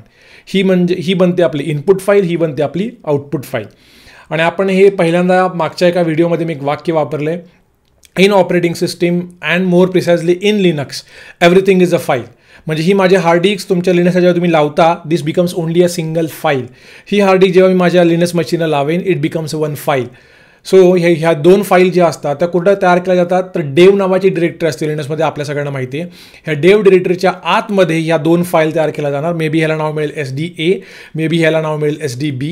मग आपण काय करणार, /dev SDA मधला डेटा DD करायचा, DD input file /dev SDA, output file is equal to /dev SDB, आणि ह्याच्यातल्या सगळ्या गोष्टी आहे अशा ह्याच्यामध्ये कॉपी होणार, सगळ्या, अख्खी hard disk as it is. That's the reason it's called as a disk dump command. मग मी डेंजरस का नाव दिलं, जर तुमच्याकडून चुकून इनपुट आणि आउटपुट फाईलची नावं चेंज झाली, ही ब्रँड न्यू हार्ड डिस्क आहे, ह्याच्यावर तुमचा इम्पॉर्टंट डेटा आहे, इकडून इथे कॉपी करण्याच्या ऐवजी SDA मधून SDB मध्ये कॉपी करण्याच्या, चुकून तुम्ही काय कॉपी केलं, SDB मधून SDA, SDB मधून SDA, म्हणजे ह्याच्यावरती जे काही इम्पॉर्टंट होतं ते सगळं पुसलं जाणार. ब्रँड न्यू हार्ड डिस्कच्या आतमध्ये काहीच नाही आहे, ते काही जे नाही आहे ते ह्याच्यावर कॉपी पेस्ट केलं जाणार. That's the reason it's called as dangerous command. That's the DD command. So now we will be using a DD command to copy. आपल्या DD command मध्ये आपण कॉपी करणार आहोत. आपण एक कार्ड घेणार आहोत. हे आपलं कार्ड बनतं आपलं डेस्टिनेशन. आपण लॅपटॉपच्या हार्ड डिस्कमध्ये .img फाईल डाउनलोड केली आहे. ती .img रास्बियन पाईप बनते आपली इनपुट फाईल, आणि कार्ड बनतं आपलं आउटपुट फाईल. कार्डसुद्धा एक प्रकारची हार्ड डिस्क आहे कम्प्युटरसाठी. जेव्हा आपण कनेक्ट करतो तेव्हा ह्याला एक फाईलचं नाव मिळतं, /devच्या आतमध्ये आपण ते बघू कुठलं नाव मिळतं आहे, आणि त्या फाईलमध्ये आपण MM0 स्टार्ट होणारं नाव मिळतं. ह्या नावाने स्टार्ट होणारी फाईल तयार होते. त्याच्यामध्ये हे पूर्णपणे इकडून input file is equal to IMG file, output file is equal to /dev सुरू होणारं डिव्हाइस, अँड दॅट्स DD. आणि ह्याच्यामध्ये जे काही असेल ते सगळे ह्याच्यामध्ये पेस्ट केलं जाणार किंवा तयार केलं जाणार. That's the beauty.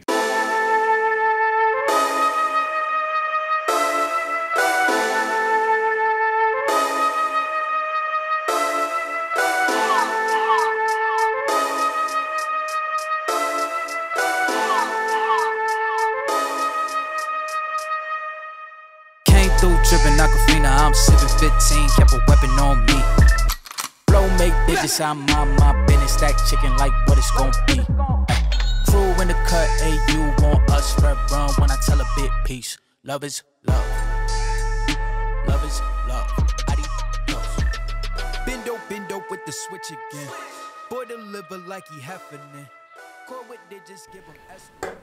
तर आता आपल्याला ॲक्च्युअल प्रोजेक्ट करायचा आहे, तो म्हणजे होम ॲटोमेशनचा. तर त्याच्या अगोदर आपल्याला काही पूर्वतयारी करावी लागेल, आणि मेन म्हणजे तुम्हाला समजलं पाहिजे एक्झॅक्टली की हे कसं काम करते सर्व काही. आपलं अल्टिमेट एम आहे फॅन किंवा लाईट किंवा घरातला कोणताही electronic item like TV, fridge, अशी कोणतीही गोष्ट आपल्याला स्विच ऑन आणि स्विच ऑफ करता आली पाहिजे आपल्या मोबाईलवरून किंवा आपल्या कम्प्युटरवरून किंवा आपल्या लॅपटॉपवरून. हे आपलं अल्टिमेट एम आहे. त्यासाठी आपल्याला काही गोष्टींची गरज आहे. रास्पबेरी पाय आपण आत्तापर्यंत सेटअप केला आहे, बूट करून बघितलं आहे, फर्स्ट इम्प्रेशन रास्पबेरी पायचं कसं आहे ते बघितलं आहे. आता आपल्याला आपल्या प्रोजेक्टच्या दृष्टीनेची काही हार्डवेअर रिक्वायरमेंट आहे, आर्किटेक्चर आपल्याला काही समजून घेतलं पाहिजे, तर ते आपण घेऊ. तर ते आपण अशा पद्धतीने समजून घेऊया. माझ्याकडे हा कागद आहे. तर आपल्याला तुम्ही फर्स्ट डायग्राम बघायची. एकूण 3 डायग्राम्स आहेत आपल्याकडे, त्यातली फर्स्ट डायग्राम आपल्याला बघायची आहे तुम्हाला.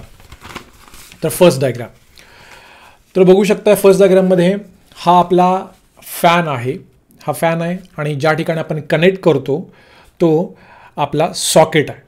या ठिकाणी आपण कनेक्ट करतो ते सॉकेट, आणि हा फॅन. सिम्पली आपण हे सॉकेटला त्याची प्लग कनेक्ट करतो, त्याच्यानंतर त्याची वायर येते, ती फॅनपर्यंत जाते. द मोमेंट आपण इकडून चालू करतो याला, हा फॅन फिरायला सुरू होतो. हे नॉर्मल झालं. तर आता आपल्याला काय करायचं आहे, आता आपल्याला आपला कम्प्युटर इन बिटवीन इंट्रोड्यूस करायचं आहे. तर कम्प्युटर म्हणजे रास्पबेरी पाय इंट्रोड्यूस करण्या अगोदर आपल्याला काय करायचं आहे, बेसिकली हा जो कनेक्शन आहे इकडून इकडेपर्यंत जी केबल गेली आहे मध्ये, त्या केबलवरती आपला कंट्रोल पाहिजे. म्हणजे ज्यावेळी आपण म्हणू इकडून हा फ्लो चालू होईल लाईटचा, या ठिकाणी मध्ये एखादं डिव्हाइस असलं पाहिजे. ज्यावेळी रास्पबेरी पाय इन्स्ट्रक्शन देईल की फ्लो आता चालू कर करंटचा, त्या क्षणी करंटचा फ्लो चालू झाला पाहिजे फॅनपर्यंत. आणि ज्या क्षणी रास्पबेरी पाय हे करेल, ऑर्डर देईल की तो फ्लो कट कर, तो करंट कट कर, त्या क्षणी हा जो कनेक्शन आहे इथलं वायरचं कनेक्शन आहे ते कट झालेलं असलं पाहिजे. त्यासाठी आपल्याला एक डिव्हाइस लागेल. त्या डिव्हाइसला म्हटलं जातं रिले एजंट. हा तो रिले एजंट आहे. या डिव्हाइसला रिले एजंट असं म्हटलं जातं. या ठिकाणी बघू शकता रिले एजंट या पद्धतीचा दिसतो. हा रिले एजंटला या ठिकाणी 3 पिन्स आहेत. जशा रास्पबेरी पायला आपल्या GPIO पिन्स होत्या तशा याला 3 पिन्स आहेत. तर या पिन्स कशा आहेत तेही आपल्याला समजून घेतलं पाहिजे. पिन्स कुठल्या कुठल्या आहेत? ह्या 3 पिन्स आहेत. एक म्हणजे VCC जे आपल्या रास्पबेरी पायकडून येणार. फॉर एक्झाम्पल रास्पबेरी पायला आपण पॉवर सप्लाय, रास्पबेरी पायला पॉवरअप करण्यासाठी आपण किती सप्लाय वापरतोय? आपल्या चार्जर, मोबाईलचा चार्जर जो की 5 वोल्टचा करंट असतो, 5 वोल्टचा चार्जर. याचा अर्थ इनपुटच जर रास्पबेरी पायला 5 वोल्टचं येत असेल तर आउटपुटसुद्धा तो 5 वोल्टच देईल. आणि रास्पबेरी पाय आउटपुट कुठून देणार? या रास्पबेरी पायचे जे GPIO पिन्स आहेत, या GPIO पिन्समधून रास्पबेरी पाय आपल्याला आउटपुट देणार. मॅक्झिमम किती आउटपुट देऊ शकतो या GPIO पिन्समधून? 5 वोल्ट, कारण इनपुटच 5 वोल्टचं आहे. तर यातला एक GPIO पिन आपण कनेक्ट करणार. कोणती एक्झॅक्टली? आपल्याला 40 GPIO पिन्स आहेत, त्यातली कोणती कनेक्ट करायची, काय करायची ते आपण बघणार आहोत. पण यातली आपण एक पिन चूज करणार जी 5 वोल्ट VCC आउटपुट बाहेर काढेल आणि ते डायरेक्टली आपल्या या रिले एजंटला जाईल. ठीक आहे. तर रास्पबेरी पायमधून रिले एजंटपर्यंत पोचण्यासाठी आपल्याला एक केबल लागेल ह्या रिले एजंटला कनेक्ट करण्यासाठी. ती ही केबल GPIO केबल याला आपण म्हणलं जातो. सिम्पली हार्डली 10-12 रुपयाला याचा अख्खा बंच विकत मिळतो. याची प्राईस विचाराल तर 220 रुपये याची प्राईस आहे रिले एजंटची. 220 रुपये ह्याचे, 10-12 रुपये याचे. एवढीच इन्व्हेस्टमेंट करायची आपल्याला. ठीक आहे. इथंपर्यंत क्लिअर आहे. तर पहिली पिन क्लिअर झाली VCC.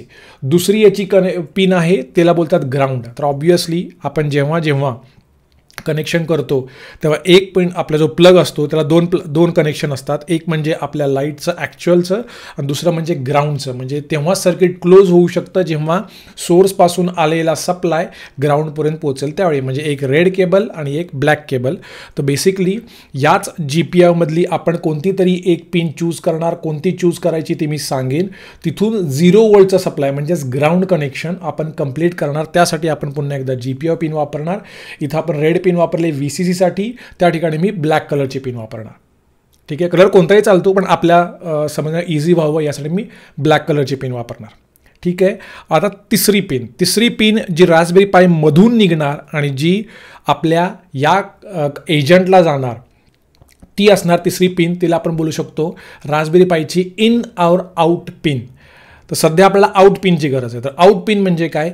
यामधलीच एक पिन चूज करणार. डेटा पिन आपण म्हणू शकतो त्याला.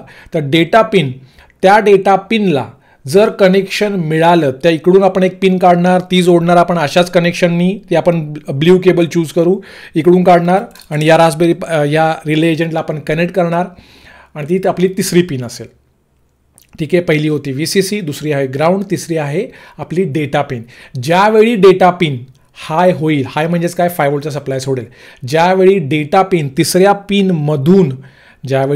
पिनमधून 5 वोल्टचा सप्लाय जाईल, रिले एजंटपर्यंत पोचेल रास्पबेरी पायमधून, रिले एजंट कनेक्शन क्लोज करणार. म्हणजे आता इकडे बघा, आपली दुसरी डायग्राम बघायची आहे तुम्ही. दुसरी डायग्राम अगोदर पहिल्या डायग्राममध्ये कसं होतं? रिले एजंट इंट्रोड्यूस केलेलं नाही आहे. मध्ये आपण आपल्या दुसऱ्या डायग्राममध्ये आपण रिले एजंट इंट्रोड्यूस केला आहे. तर या दुसऱ्या डायग्राममध्ये बघू शकता पॉवर सप्लाय सुरू झाला. पॉवर सप्लाय सुरू झाला पहिल्यांदा रिले एजंटला गेला. रिले एजंटला गेल्यानंतर तो पुढं आपण रिले एजंटमधून पुढं पाठवला आहे फॅनला आपल्या. तर हा रिले एजंट अजून आपण रास्पबेरी पाय याच्यामध्ये इंट्रोड्यूस केलेलं नाही आहे. पण या ठिकाणी आपल्याला दिसू शकतं VCC, ग्राउंड आणि डेटा पिन असे 3 कनेक्शन आपल्या रिले एजंटला आहेत. म्हणजे आता डायरेक्टली सप्लाय आपल्या पॉवर सोर्सपासून शेवटपर्यंत पोचत नाही आहे. तर तो सुरुवातीला पोचतो आपल्या रिले एजंटला. आत्ता बघू शकता कनेक्शन आपलं ओपन आहे, कनेक्शन क्लोज नाही झालेलं. कनेक्शन या ठिकाणी बघा, मी एक जाणून बुजून या ठिकाणी गॅप ठेवला आहे. कनेक्शन क्लोज नाही झालेलं. ते कनेक्शन क्लोज कधी होईल? ज्यावेळी आपण रास्पबेरी पायला इंट्रोड्यूस करू. ही आपली तिसरी डायग्राम आणि हा आहे आपला रास्पबेरी पायवरती आपण इंट्रोड्यूस केला.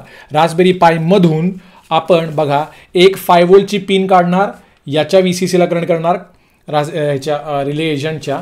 त्याच्यानंतर आपण दुसरी 0 वोल्ट म्हणजेच ग्राउंड बघू शकता. मी ह्यासाठी कलर पण तशी यूज केलेत. तर पहिला होता रेड कलर, तो VCC आहे. दुसरा आहे ब्लॅक कलर, तो म्हणजे ग्राउंड आहे. आणि तिसरा आहे आपला ॲक्च्युअल आउट पिन किंवा डेटा पिन.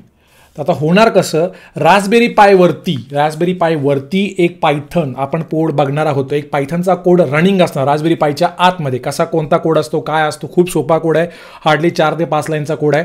ज्या क्षणी तो रास्पबेरी पायवरती जो पायथनचा कोड आहे तो रन होणार, बघा या ठिकाणी बघा कनेक्शन आपलं ओपन आहे, अजून कनेक्शन क्लोज केलेलं नाही आहे. बाय डिफॉल्ट रिले एजंट जो असतो तो कनेक्शन सर्किट क्लोज करत नाही. जोपर्यंत सर्किट क्लोज होत नाही तोपर्यंत इकडून आलेला जो सप्लाय आहे तो फॅनपर्यंत पोहोचू शकत नाही. तो कधीच पोहोचणार ज्यावेळी रिले एजंट त्याचं कनेक्शन क्लोज करणार. या ठिकाणी कनेक्शन क्लोज झाले. ते कसं क्लोज करायचं तर रास्पबेरी पायवरती पायथनचा एक कोड रन होणार आणि त्या पायथनचा कोड रन झाल्यानंतर त्या कोडनी काय करायचं तर जी आपली डेटा पिन आहे ब्ल्यू कलरची, ही डेटा पिन जी रिले एजंटला जोडली आहे तिचा सप्लाय 0 पासून 5 वोल्ट करायचा आहे. ज्या क्षणी रिले एजंटला 5 वोल्ट सप्लाय डेटा पिनकडून मिळेल त्या क्षणी तो सर्किट क्लोज करेल आणि पुढं करंट फ्लो व्हायला सुरू करेल, आपल्या फॅनपर्यंत पोहोचेल, फॅन फिरायला सुरू. मग इथं फॅन असू शकतो किंवा इथं तुमचा ट्यूबलाईट असू शकते किंवा इथं तुमचा फ्रीज असू शकतो किंवा इथं तुमचं काही असू शकतं. जे तुम्हाला इलेक्ट्रिक डिव्हाइस कंट्रोल करायचे ते सगळं असू शकतं. समजतंय? आता तो कोड कोणता आहे, मग ती पिन हाय कशी करायची ते आपण बघणार आहोत. पण स्ट्रक्चर समजले यासाठी आपल्याला 3 गोष्टींची गरज लागेल या ठिकाणी. सगळ्यात मेन म्हणजे आपल्याला लागेल आपला ॲक्च्युअल डिव्हाइस. तर मी काय करेन, हा जो माझा एक स्टडी लॅम्प आहे, हा स्टडी लॅम्प आहे माझा. हा स्टडी लॅम्प ह्याला बघू शकता, या स्टडी लॅम्पला मी पुन्हा एकदा एक रिले एजंट जोडला आहे. हा रिले एजंट आहे स्टडी लॅम्पचा. ह्याला पुन्हा एकदा 3 पिन आहेत. तोच मी रास्पबेरी पायला कनेक्ट करेन, त्याच्या पिन आणि ह्याच्या पिन. मी काय केलं, ह्याची जी प्लग केबल आहे, याचं जे VCC आणि याचं जे ग्राउंड आहे, हेच मी काय करणार आहे, हेच मी पुढं जाऊन कट केलं आहे. ही केबल मी कट केली आहे. कट केलेल्या केबलच्या आतमध्ये रिले एजंट जोडला आहे. रिले एजंटला जे कनेक्शन्स आहेत इकडे मी तुम्हाला दाखवून देतो.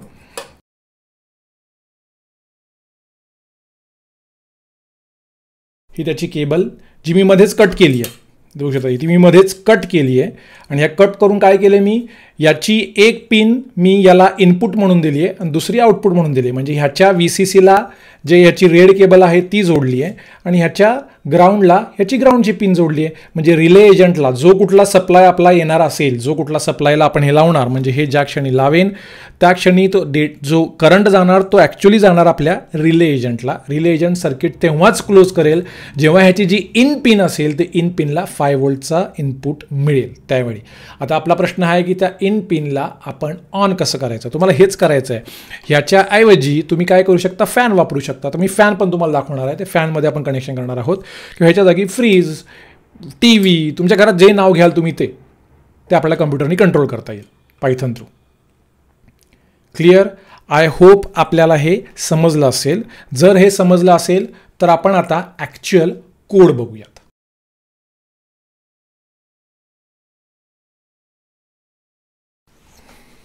तर सगळ्यात पहिल्यांदा मी लॉग इन करतो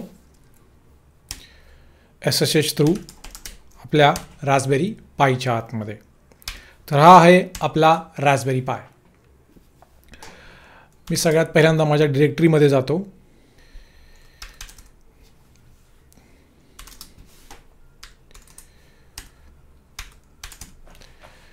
तर या त्या फाईल्स आहेत. यातला सगळ्यात पहिला एक फाईल ओपन करतो मी, ती म्हणजे हा माझा पायथनचा कोड आहे. जसं बघू शकता हा पूर्णपणे पायथनचा कोड आहे.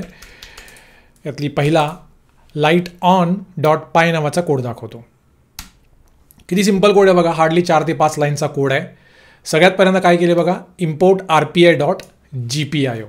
ह्याचा अर्थ काय झाला, याचा अर्थ असा झाला की आपण Cमध्ये जसं इन्क्लूड stdio.h करतो, सेम स्टोरी आपल्याला rpi.gpio हे आपल्याला इम्पोर्ट करायचं आहे.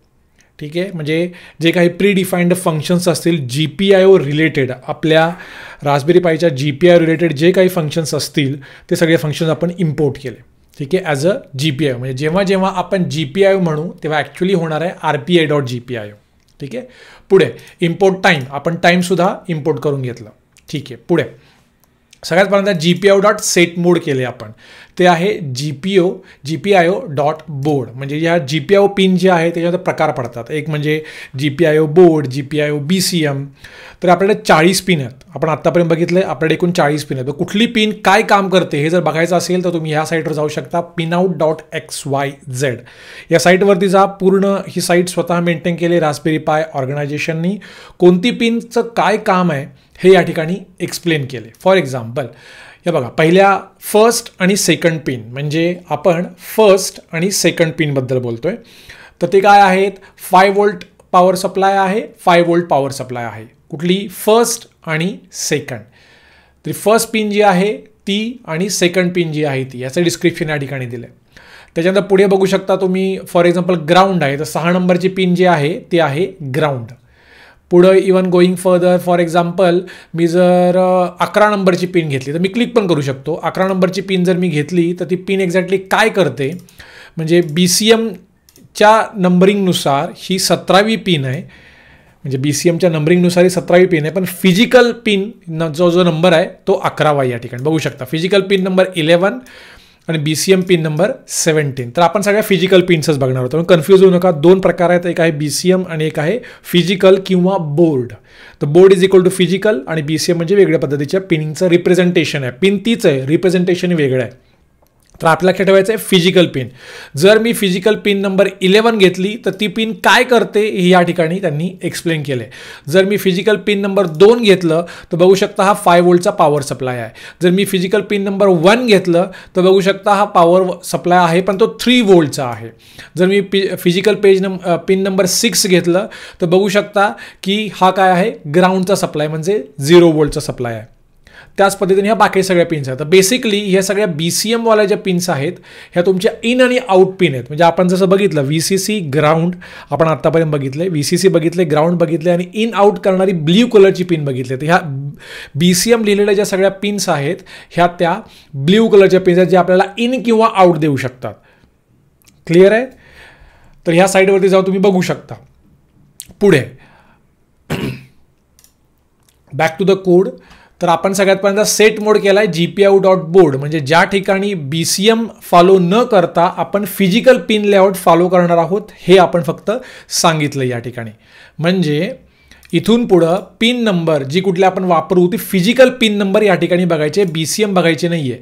ज्यावेळी मी पिन नंबर 4 म्हणतो 5 व्होल्टवाली, त्याचा फिजिकल पिन नंबर बघायचा आहे. ज्यावेळी मी म्हणेन पिन नंबर या ठिकाणी BCM नंबर 14 आहे, BCM नंबर 14 आहे, पण फिजिकल पिन नंबर किती आहे, 8 आहे. तर आपण सेट मोड करून फिजिकल कॉपी करतोय, फिजिकल फॉलो करतोय आपण. हे एवढंच मिनिंग ह्याच्यातून झालं. ठीक आहे, हे झालं GPIO बोर्ड. आय होप हे क्लिअर झालं असेल तुम्हाला. पुढं आहे GPIO सेट वॉर्निंग फॉल्स, म्हणजे जर का कुठली वॉर्निंग आली तर ते दाखवत बसू नको स्क्रीनवरती, ते फॉल्स करून टाकलं. आणि आता इथं इम्पॉर्टंट आहे, GPIO.setup नावाचं फंक्शन इनबिल्ट आहे आणि आपण त्यात काय केले, 11 नंबरची पिन जी आहे ती आपण GPIO.out केली आहे. जसं मी अगोदर सांगितलं की आपली जी तिसरी पिन असणार, एक VCC असणार, एक ग्राउंड असणार आणि तिसरी पिन जी असणार, ही तिसरी पिन आपली इन किंवा आउट म्हणजे आपण कनेक्शन बाहेर देण्यासाठी कन्सिडर करू शकतो किंवा एखादं इनपुट पण घेऊ शकतो. तर आपण 11वी जी पिन आहे, जी आपली 11 नंबरची पिन आहे, फॉर एक्झाम्पल 11 नंबरची पिन आपली या इथे आहे. तर ही 11 नंबरची फिजिकल पिन BCM 17 आहे, पण आपण GPIO सेटअप काय केला आहे, बोर्ड केला, BCM नाही केलेला. म्हणजे फिजिकल पिन काय होणार, 11 नंबरची पिन ही आपण आउट म्हणून घेतली. याचा अर्थ काय झाला की याचा अर्थ असा झाला, मी 11 नंबरची पिन काढतोय, एखादा या ठिकाणची वायर घेतोय, GPIO पिनवाली एखादी वायर घेतोय ब्ल्यू कलरची, ती वायर मी GPIO नंबर 11 नंबरची जी पिन आहे तिथं मी इन्सर्ट करणार रास्पबेरी पाय वरती आणि त्या पिनचा दुसरा एंड मी इन्सर्ट करणार माझ्या रिलेमध्ये आणि ते आपण आउट म्हणून डिक्लेअर करतोय. आणि आउट म्हणून डिक्लेअर केल्यानंतर आपण पुढे काय केले बघा, GPIO.output is equal to GPIO.high. याचा अर्थ काय झाला, 11 नंबरच्या पिनमधून आपण 5 व्होल्टचा सप्लाय सेंड केला. समजतंय? 11 नंबरचा म्हणजे थोडक्यात काय, जेव्हा केव्हा हा प्रोग्राम मी रन करेन, पुन्हा एकदा जेव्हा केव्हा हा प्रोग्राम आपल्या स्क्रीनवरती जो आहे जेव्हा केव्हा मी रन करेन तेव्हा काय होणार, तेव्हा 11 नंबरच्या पिनमधून आपल्या रिले एजंटला 5 व्होल्टचा पॉवर सप्लाय जाणार. ज्या क्षणी आपण रिले एजंटला आपण 3 पिन जोडलेत, एक VCC जे नेहमीच 5 व्होल्ट सप्लाय देणार आहे, दुसरी आहे ग्राउंड जे नेहमीच 0 व्होल्ट देणार आहे आणि तिसरी आहे आपली 11 नंबरची पिन. 11 नंबरची पिन जी आपल्या रास्पबेरी पायमधून निघाली, आपल्या रिले एजंटला पोचली, जेव्हा केव्हा हा प्रोग्राम मी रन करेल त्या क्षणी 11 नंबरची पिन हाय होणार. म्हणजेच काय, रिले एजंटचं सर्किट क्लोज होणार आणि रिले एजंटचं सर्किट क्लोज झाल्यामुळं पुन्हा एकदा इकडे आता ही झाली आपली पिन नंबर 1 झाली 5 व्होल्ट सप्लायची, दुसरी झाली ग्राउंडची, तिसरी झाली 11 नंबरची. ही 11 नंबरची पिन आपण आउट सेट केली, त्याच्यातून 5 व्होल्ट सप्लाय पाठवला. ज्या क्षणी आपण 5 व्होल्ट सप्लाय पाठवू त्या ठिकाणी रिले एजंट सर्किट त्याचं क्लोज करणार आणि त्यानं सर्किट क्लोज केलेलं असल्यामुळं पॉवर सप्लाय पुढं जाणार. म्हणजेच आपण इकडे फॅन लावलेला असू दे किंवा लाईट लावलेला असू दे ती ऑन होणार. कोड समजतोय? फक्त कोड रन करायचा आपल्याला, बाकी काही करायचं नाहीये. ठीक आहे. आता हा कोड रन कसा होणार, तो रन कसा करायचा त्यालाही महत्त्व आहे. तर मी काय केले बघा, पहिल्यांदा हा कोड दाखवतो. ह्याच्यानंतर आपण काय करणार आहोत, लाईट चालू केली तशी बंदही करता आली पाहिजे. ते बंद करण्यासाठी आपण काय करणार, ह्याच्यामधला लाईटचा जसा मी ऑनचा केला आहे तसाच मी काय करणार, ऑफचा एक कोड रन करणार जेव्हा मला ऑफ लाईट करायची असेल त्यावेळी. आणि त्याच्यामध्ये काय करणार, एक सिंपल चेंज आहे बघा, बाकी सगळं सेम आहे. फक्त इथं जे मी हाय केलंय तर इथं मी काय करणार, लो करणार. म्हणजे काय होणार, आपली पिन लो होणार. म्हणजेच जी वरच्या प्रोग्राममधून ती 5 व्होल्टचा सप्लाय सोडत होती ती आता काय करणार, 5 व्होल्टचा सप्लाय बंद करणार, त्याला 0 व्होल्टचा करणार. त्यामुळं होणार काय, हे जे सर्किट हे जे सर्किट आहे, हे जे ओपन झालेलं आहे हे सर्किट जे क्लोज झालेलं कनेक्शन इकडून डायरेक्टली फॅनपर्यंत पोचत होतं, ते सर्किट क्लोज झालं. हे क्लोज झाल्यामुळं काय होणार, ही जी आपली लाईन आहे ही कट होणार. त्यामुळे पॉवर सप्लाय आपल्या लाईटपर्यंत किंवा फॅनपर्यंत पोचणार नाही, लाईट बंद होणार. हे 11 नंबरचं आहे. तसाच मी फॅनचा कोड लिहिला आहे, तर फॅनचा कोड दाखवतो. Cat fan on. सगळा code as it is same आहे. बदललंय काय, फक्त पिनचा नंबर. या ठिकाणी मी काय केले, पिनचा नंबर 18 घेतलाय. That's it. पिनचा नंबर फक्त मी 18 घेतलाय. जसा मी इथं हाय केलाय तसा फॅन ऑफ करताना मी हे 18ला लो करणार. That's it. एवढा सोपा कोड आहे. काय ह्याच्यामध्ये समजतंय? ह्याचा अर्थ असा झाला, ह्याचा अर्थ फार सिंपल आहे. तुम्हाला काय करायचं आहे, तुम्हाला हा लेआउट बघायचा आहे. त्याच्यामधला 5 व्होल्टचा पॉवरचा सप्लाय म्हणजेच पिन नंबर 2. मी पिन नंबर 2 काढणार रिले एजंटला. पिन नंबर 2 मी सरळ माझ्या जो 40 पिनचा कनेक्टर आहे, आपला जो रास्पबेरी पाय आहे, तो काउंट करायला सुरू करणार. 1 ही पिन नंबर, आता त्यात कॅमेरा सगळं दिसणार नाही तुम्हाला, पण 1 2 3 4 5 6 7 8 असं 40पर्यंत काउंट करायचं आहे मला.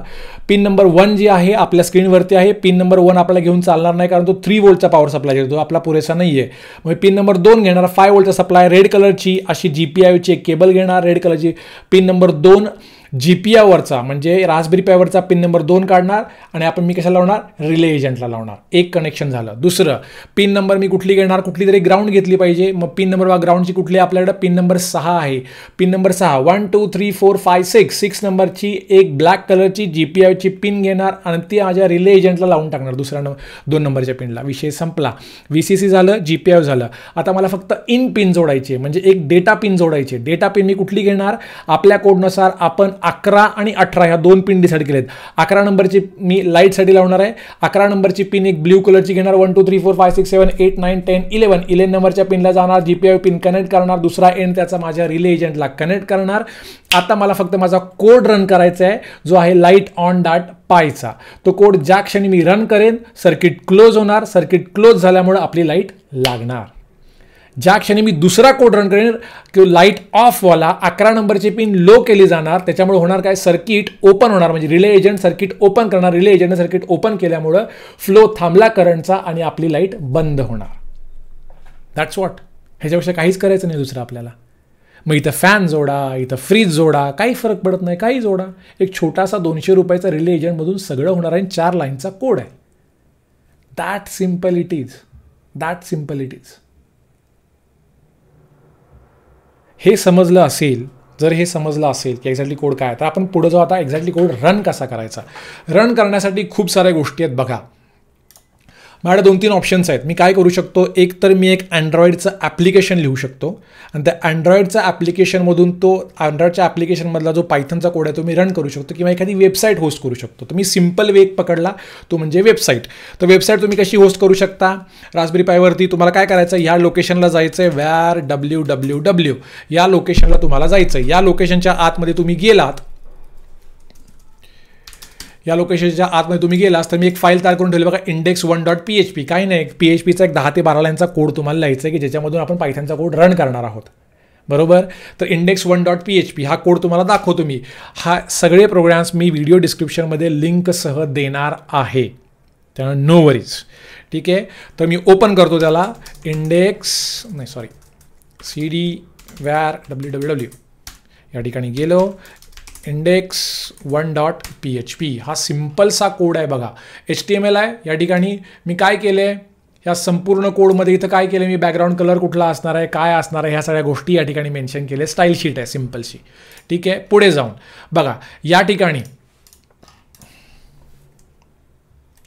शेवटचा जो कोड आहे, फॉर्म एक तयार केला आहे. त्या फॉर्ममध्ये काय मी बटन्स तयार केले. कुठले कुठले बटन्स आहेत, 1 2 3 4 4 बटन तयार केले. म्हणजे जेव्हा हा index.php लोड होईल माझ्या ब्राउझरमध्ये तेव्हा मला 4 बटन दिसतील. बटनची नावं काय आहेत, light on, light off, fan on, fan off. ही 4 नावं मला दिसतील. म्हणजे जेव्हा मी रन करणार 4 बटन्स आपल्याला दिसणार. ठीक आहे.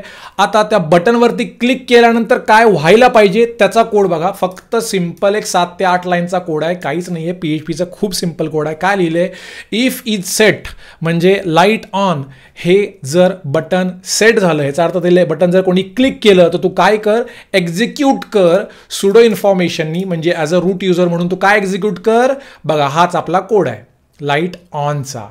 म्हणजे 11 नंबरची पिन तो हाय करणार, लाईट ऑन होणार. लाईट ऑन बटन क्लिक केल्यानंतर लाईट ऑफ जर बटन सेट झालं असेल तर काय कर, तर लाईट ऑफचा कोड रन कर. म्हणजे 11 नंबरची पिन लो होणार. जेव्हा मी फॅन ऑन ह्या बटनवरती क्लिक करेन तेव्हा फॅन ऑन .py पायथनचा कोड रन होणार. म्हणजेच काय होणार, म्हणजेच 18 नंबरची पिन हाय केली जाणार, डेटा पिन. आणि जर मी फॅन ऑफ केला तर फॅन ऑफ .py नावाची फाईल रन होणार पायथनची. त्याच्यामध्ये 18 नंबरच्या पिनला आपण लो केलं आहे. That's it. ह्याच्यापेक्षा पलीकडे काहीच नाही आहे. बघा तुम्हाला मी रन करून दाखवतो. 192.168.1.122 जो आपण लिहिला आहे तो कोड, त्या फाईलचं नाव आहे index1.php. इकडे गेलो, हे मला दिसणार. आता ही वेबसाईट मी जगात कुठूनही ओपन करू शकतो आणि कंट्रोल करू शकतो. माझं अख्खं होम, अख्खं घर माझा कंट्रोल करू शकतो मी. इथंच मी आणखी काही बटन्स ॲड करू शकतो. फॉर एक्झाम्पल फ्युचरमध्ये 2रा 3रा एखादा व्हिडिओ मी करेन, त्याच्यामुळे तुम्हाला एखादी मोटर कशी कंट्रोल करायची असते. फॉर एक्झाम्पल माझ्या मुलाच्या खेळण्यातली एक कार घेईन मी, त्याला मी DC मोटर्स अटॅच करेन. ज्या ठिकाणी मी हाय आणि लो करतोय तसंच मी त्या ठिकाणी हाय आणि लो करून ती जी मोटर आहे ती मूव्ह करेन. लेफ्ट म्हणले की लेफ्टचं टायर मोटर फिरली पाहिजे, लेफ्ट राईट म्हणले की फक्त राईटची मोटर फिरली पाहिजे, एवढंच करेन मी. आणि एक रिमोट कंट्रोल्ड कार मी तयार करू शकेन. फक्त बटन्स वापरेन मी, ॲरोज वापरेन या ठिकाणी, अप डाऊन लेफ्ट राईट ह्याचा ॲरोज वापरेन. That's it. आणि माझी मूव्हिंग कार तयार होईल, रिमोट कंट्रोल कार. आणि मी अमेरिकेत बसून सुद्धा ही वेबसाईट ओपन करून माझं घर कंट्रोल करू शकतो पूर्णपणे. इथे लक्षात जाऊ दे. त्याच्यापेक्षा सिम्पल हा मोबाईल, या मोबाईलमध्ये आपण एक काम करू. या मोबाईलमध्ये मी सेम वेबसाईट ओपन करतो. Let me open a Chrome. हे आहे माझं क्रोम. या ठिकाणी मी आता index1.php ओपन केली, दिसतंय index1.php. या क्षणी मी लाईट ऑन या बटनवरती क्लिक करेन. या क्षणी मी लाईट ऑन, आता काहीच नाही होणार आहे कारण आपण रास्पबेरी पाई अजून चालूच, म्हणजे ते कनेक्शन जे आहेत आपल्या लाईटला, म्हणजे आपल्या स्टडी लॅम्पला जोडलेलं नाही आहे, ते कसे जोडायचे ते मी दाखवणारच आहे. लाईट ऑनवरती क्लिक केलं की हा PHPचा कोड काय करणार आहे पाठीमागं, कोणाला रन करणार आहे, लाईट ऑन .pyचा पायथनचा कोड, ज्याच्यामध्ये 11 नंबरची पिन हाय होणार, कनेक्शन क्लोज होणार, लाईट लागणार. जर मी लाईट ऑफवरती क्लिक केलं तर लाईट ऑफमध्ये पाठीमागं PHP काय करणार, एक्झेक होम पायमध्ये आपण प्रोजेक्टच्या आतमध्ये गेलो आहे, ऑन ऑफच्या डिरेक्टरीच्या आतमध्ये गेलो आहे, त्याच्या आतमध्ये मी प्रोग्राम ठेवला आहे. त्या ठिकाणी लाईट ऑफचा 11 नंबरची पिन लो करणार, कनेक्शन क्लोज होणार आणि आपली लाईट बंद होणार. तसंच fan on fan of. That's it. एवढंच करायचं आपल्याला. आता हा मोबाईल घेऊन ही वेबसाईट मी जगात कुठूनही ओपन करू शकतो आणि माझं अख्खं घर मी कंट्रोल करू शकतो. आपण खूप गोष्टी करू शकतो मित्रांनो. हेच करता हे खूप सिम्पल झालं. आपण ह्याच्यामध्ये थोडं तुम्ही प्रॅक्टिस करा. सेन्सर्स मिळतात, आपण वेदर चेक करू शकतो. त्याच्यानंतर आपण फॉर एक्झाम्पल जसं म्हणलं RC म्हणजे रिमोट कंट्रोल्ड कार घेऊ शकतो, त्याच्यावरती मी कॅमेरा बसवू शकतो आणि सगळीकडे फिरू शकतो. US UK मध्ये बसून. त्याच्यानंतर मी माझ्या घराचं पूर्ण गोष्टी कंट्रोल करू शकतो. पाण्याचा फ्लो आपण तोही प्रोजेक्ट करणार आहोत की पाण्याचा फ्लो कसा कंट्रोल करायचा, मग ते मोटर कशी जोडायची, मग पाण्याचा फ्लो कसा कंट्रोल करता येईल. फॉर एक्झाम्पल आपल्या इथं जर एखादी पाण्याची कुंडी असेल आणि त्याची जर आर्द्रता कमी झाली तर एक सेन्सर मिळतो विकत, एक 40-50 रुपयाचा सेन्सर असतो. तो सेन्सरचं इनपुट आपण घेणार, रास्पबेरी पायला देणार. जर पाणी कमी पडत असेल त्या सॉईलमध्ये म्हणजे पाण्याच्या माझ्या झाडाच्या कुंडीमध्ये तर तू मोटर चालू करणार. ती मोटर काय करणार, सरळ सरळ पाणी पुल करणार, झाडाला देणार. ज्या ठिकाणी त्या सेन्सरला कळणार की आर्द्रता मॅच होते तो रास्पबेरी पायला सांगणार, रास्पबेरी पाय कनेक्शन क्लोज करणार आणि वॉटरिंग बंद होणार. असं खूप काही आपण करू शकतो. Isn't that amazing, isn't that amazing. आता आपण एक काम करू, आता फक्त कनेक्शन्स आपण एक लावू रास्पबेरी पायला. आता कॅमेरा सेट करणं प्रॉपरली आणि तुम्हाला दाखवणं. GPI पिन्स खूप छोटे आहेत त्यामुळे त्या सगळ्या ज्यावेळी माझा हात मूव्ह होईल GPI पिनच्या समोर त्यावेळी कॅमेरा फोकस करणं हे करणं मुश्किल होणार. तुम्हाला आता इमॅजिन करायचं आहे. मी अशा डायग्राम्स काढून पिन नंबरसह तुम्हाला सगळं सांगितलं आहे. एक छोट्याशा 10 मिनिटांमध्ये आपण आता आपला शेवटची गोष्ट करू, तो म्हणजे कनेक्शन सेट करू. 11 नंबरची पिन ही आपण आपल्या लॅम्पला लावू. 18 नंबरची पिन मी माझ्या फॅनला लावेन. 6 नंबरची पिन ही ग्राउंडला जाईल. 2 नंबरची पिन जी आहे ती आपण 5 वोल्टची VCCला जाऊ, ह्याच्या लाईटच्या VCCला. 4 नंबरची पिन आपण 4 नंबरची पिन आपण लावणार फॅनच्या VCCला. असं कनेक्शन करू सगळे आणि 2 मिनटामध्ये हा कनेक्शन करून एक सिम्पलसा त्याचा शेवटचा डेमो घेऊ.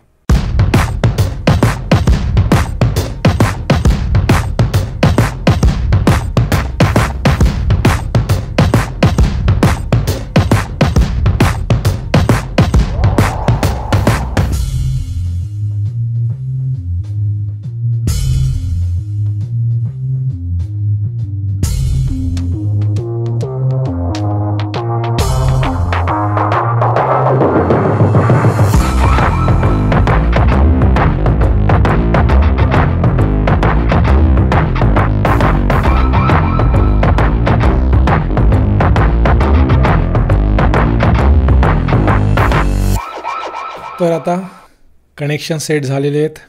आता आपल्याला फक्त प्रोग्राम रन करायचा आहे. आतापर्यंत जे शिकलो ते सगळंचा सार आता आपल्याला बघायचं आहे.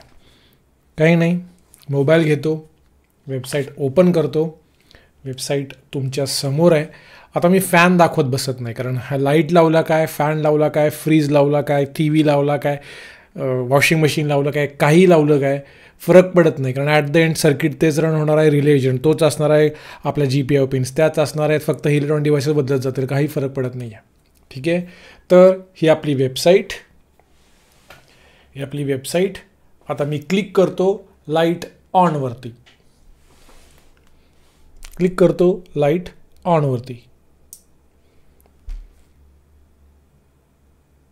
Light off, light on, light off. That's it. आता हाच कोड मी जगात कुठूनही रन करू शकतो आणि माझ्या पूर्ण घराचं ॲटोमेशन मी करू शकतो. आय होप तुम्हाला हा व्हिडिओ आवडला असेल. फक्त माझी एक कंप्लेंट आहे, ज्या पद्धतीने चॅनल ग्रो व्हायला पाहिजे त्या पद्धतीने चॅनल ग्रो होत नाही आहे. कारण हा सगळा पसारा मांडणं, स्वतःच्या ऑफिसच्या ह्याच्यातून वेळ काढल्यानंतर ते कॅमेरा सेटअप करणं, माईक सेटअप करणं, ऑडिओ सेटअप करणं, हे सगळे ॲनिमेशन करणं, प्रत्येक एक व्हिडिओ तयार करायला मला कमीत कमी 1.5 ते 2 महिने जातात.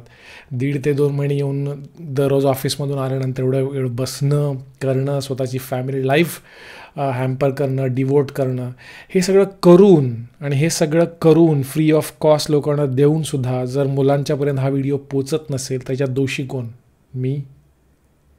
मला तरी नाही वाटत. मी अगोदरच्या व्हिडिओजमध्ये सांगितलं आहे, माझं इन्स्पिरेशन तुम्ही आहात. त्यामुळे हे इन्स्पिरेशन आणि हे चॅनल जर असंच चालू ठेवायचं असेल, माझी तर इच्छा आहे की हे असंच मी देत जावं. खूप सारे टॉपिक्स आहेत, खूप साऱ्या गोष्टी आहेत. आपल्याला कम्प्युटर सेम महान आहे, आपण लकी आहोत, आपण कम्प्युटर फील्डमध्ये आहोत. आपल्याला खूप काही करायचं आहे या चॅनल थ्रू. पण त्यासाठी मला तुमच्याकडून इन्स्पिरेशन हवं. आणि इन्स्पिरेशन ह्या एकाच गोष्टीचं ते म्हणजे हे चॅनल ग्रो होत राहिलं पाहिजे. जास्तीत जास्त लोकांच्यापर्यंत, जास्तीत जास्त मराठी लोकांच्यापर्यंत हा व्हिडिओ पोचवा. माझं नाव Yogesh Babar and I am signing off. Thank you.